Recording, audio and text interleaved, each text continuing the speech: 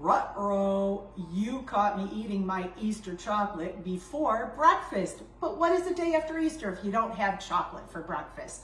So welcome to Talk Time with Scooby-Doo, Pastor Krista this morning. And I'm dressed like Scooby-Doo because Scooby-Doo was one of the greatest mystery solvers I knew when I was a child. And we're going to be talking about a little mystery today. But as we talk about the mystery, I want you to keep this question tucked between your ears.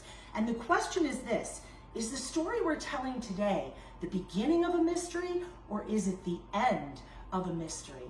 So we left off on Friday with Jesus dying on the cross on Good Friday, a very sad, sad day.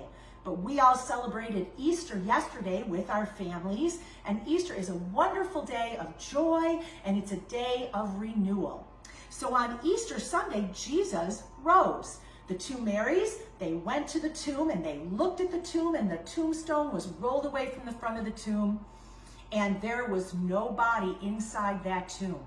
Now the night before, when Jesus died, Joseph and Nicodemus were two men who were not really good friends of Jesus when he lived, but when he died, they did some of the most loving things they could possibly have done.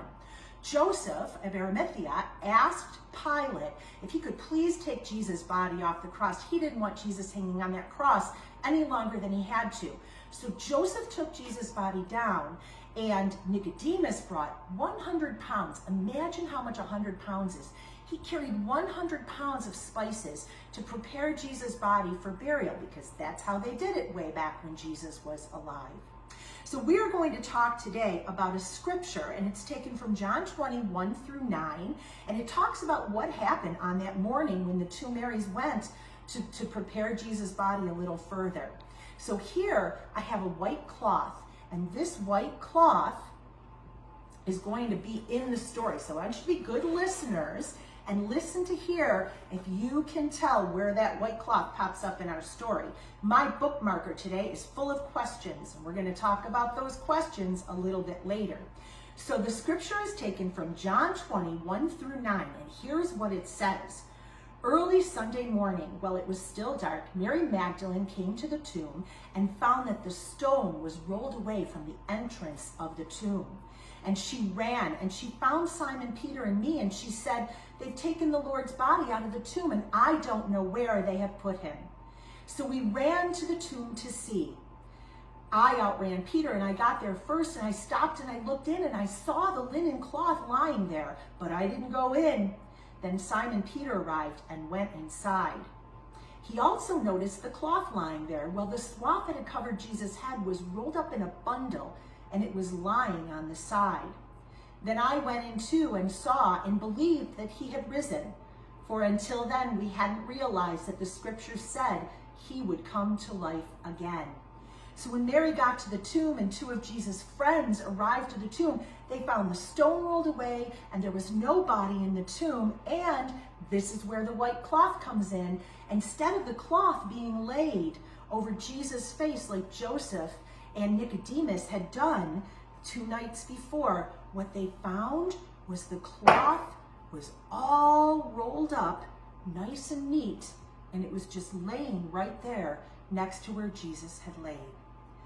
So we have this question now: is Jesus rising? Is that the beginning of a mystery or the end? Is it the end of Jesus' story, or is it just the beginning of more mystery and more questions that we need to ask about Jesus? So we are going to do a little exercise here. You can do this at home with mom and dad. We're going to do a little cooking. So everything in front of me symbolizes something from the mystery story we just heard. The marshmallow represents Jesus' body. And I'm going to do what Joseph and Nicodemus did with Jesus' body the night they prepared him for burial. I'm going to take Jesus' body and I'm going to put it in ointment. And my ointment is really just melted butter. I'm going to let it sit there for a minute. And then I'm going to prepare some spices, just like Nicodemus did. So I'm going to pour some sugar in my bowl.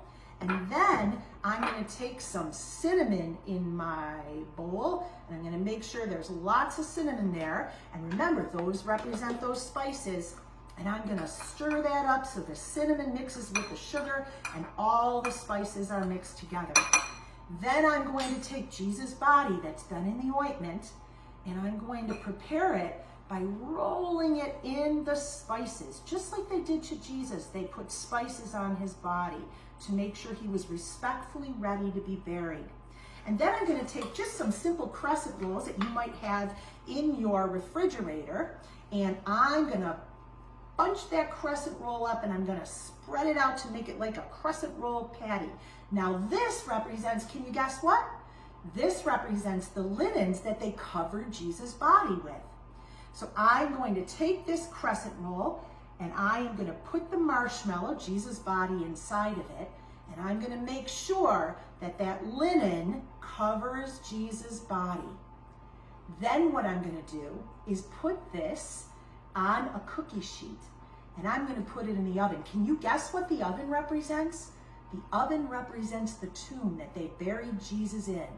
So I'm going to put this in the tomb or in the oven, and I'm going to wait about 10 minutes while it cooks, and when I'm done, I'm going to take them out of the oven.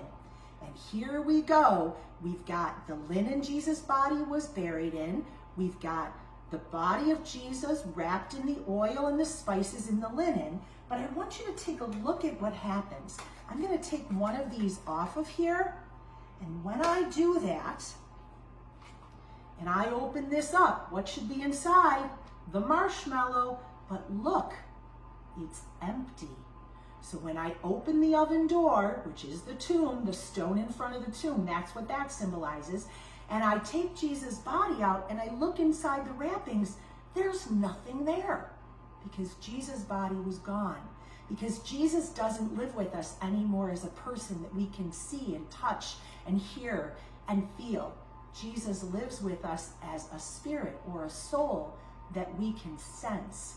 And that is the answer to that mystery. But I think there's more mystery to come. The other nice thing about doing this exercise at home is that this is delicious and you can eat this when you're done. So I hope that helped you understand a little bit about the day after Jesus died and about Easter Sunday morning.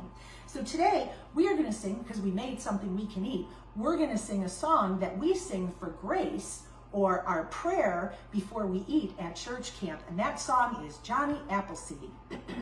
So Scooby's ready to sing. Are you ready to sing? Here we go. Oh, the Lord is good to me, and so I thank the Lord for giving me the things I need, the sun and the rain and the apple seed. The Lord is good to me. Amen, amen, amen, amen, amen.